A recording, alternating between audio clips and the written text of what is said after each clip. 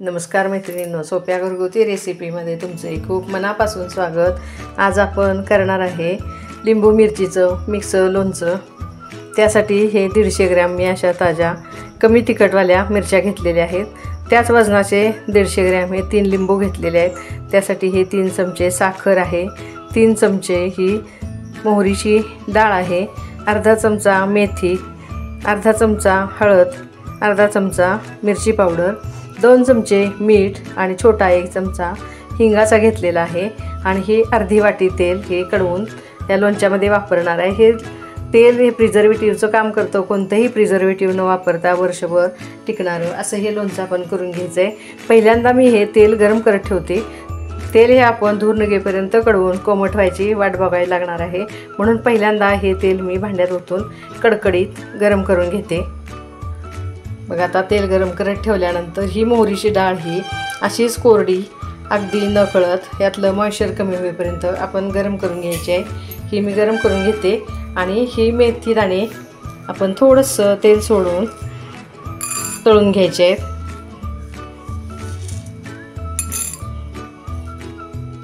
बघा, आता हे धूर निघेपर्यंत तेल आपलं कडकडीत गरम झालेलं आहे। हे आता आपण कोमट व्हायला असंच बाजूला ठेवून देऊया। ही मोहरीची डाळ आपण नुसतं मॉइश्चर कमी होईपर्यंत गरम करून घेतलेली आहे आणि हे मेथी दाणे पण थोड्याशा तेलावर मी हे असे लालसर होईपर्यंत तळून घेतलेले आहेत। हे पण थंड करायला बाजूला ठेवून देऊया। बघा, आता ह्या मिरच्यांचे आपण आपल्या आवडीप्रमाणे असे तुकडे करून घ्यायचे आहेत। बघा, कसे छान वाटतात असे तुकडे केल्यानंतर।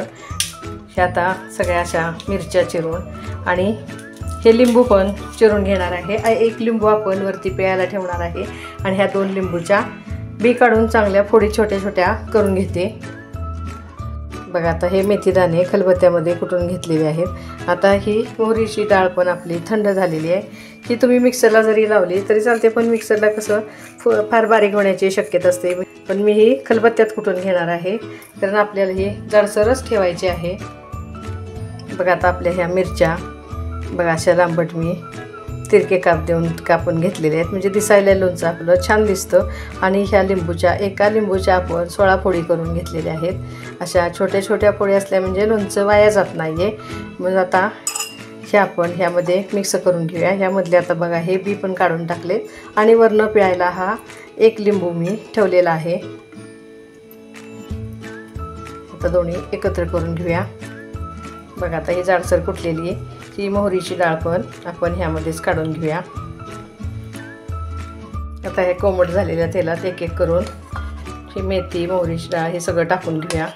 मिठासह सगळं आपण ह्यामध्येच मिक्स करायचं आहे। मिरची पूड मी मिरच्या फार तिखट नाही आहेत म्हणून वापरलेली आहे। तुमच्या मिरच्या जर तिखट असतील तर तुम्ही नाही वापरली तरी चालेल, किंवा मिरची पूडच्या ऐवजी तयार लोणच्याचा मसालाही तुम्ही वापरू शकताय। आता हे मीठ पण आपण ह्यामध्येच टाकून घेऊया आणि चांगला आता हा मसाला एकजीव करूया। बघा, मसाला कापसा आपला छान एकजीव झालेला आहे। तो आता आपण ह्या मिरच्यांच्यावर आणि लिंबूच्या फोडींच्यावर ओतून घेऊया आणि हे लोणचं चांगलं आपण मिक्स करून घ्यायचं आहे। ते मिक्स करत असतानाच ह्यामध्ये आपण हे साखर टाकून घेऊया। साखर मैत्रिणींनो ऑप्शनल आहे, तुम्हाला आवडत असेल तर टाका, नाही टाकली तरीही चालेल। साखरेमुळे लोणचं आपलं आंबट गोड तिखट तिन्ही चवीचं असं छान लागतं, म्हणून मी हा साखरेचा वापर केलेला आहे। आता हे चांगलं एकजीव करून घेऊया।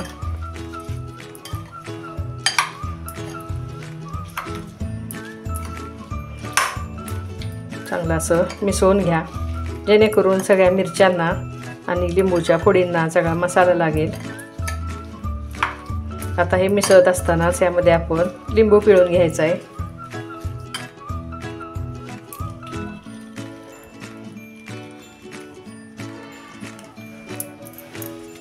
आता दुसरी पण फोड ह्याच्यावर ठेवून आपण ही पण अशी पिळून घेऊया।